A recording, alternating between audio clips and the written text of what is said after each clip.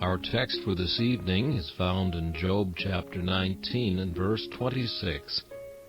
In my flesh shall I see God. Mark the subject of Job's devout anticipation. I shall see God. He does not say, I shall see the saints, though doubtless that will be untold felicity. But I shall see God. It is not, I shall see the pearly gates, I shall behold the walls of jasper, I shall gaze upon the crowns of gold, but I shall see God. This is the sum and substance of heaven. This is the joyful hope of all believers. It is their delight to see him now in the ordinances by faith. They love to behold him in communion and in prayer.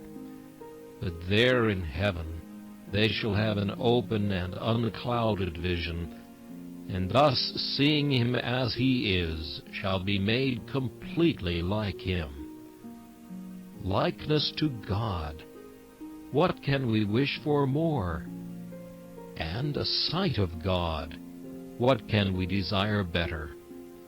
Some read the passage, Yet I shall see God in my flesh, and find here an allusion to Christ as the Word made flesh, and that glorious beholding of him which shall be the splendor of the latter days.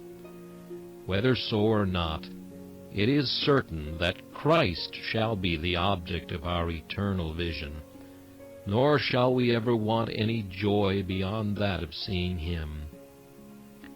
Think not that this will be a narrow sphere for the mind to dwell in. It is but one source of delight, but that source is infinite.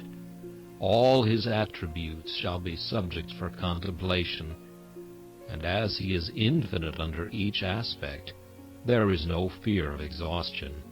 His works, his gifts, his love to us, and his glory in all his purposes and in all his actions, these shall make a theme which will ever be new. The patriarch looked forward to this sight of God as a personal enjoyment. Whom mine eyes shall behold, and not another. Take realizing views of heaven's bliss. Think what it will be to you. Thine eyes shall see the King in his beauty. All earthly brightness fades and darkens as we gaze upon it. But here is a brightness which can never dim, a glory which can never fade. I shall see God.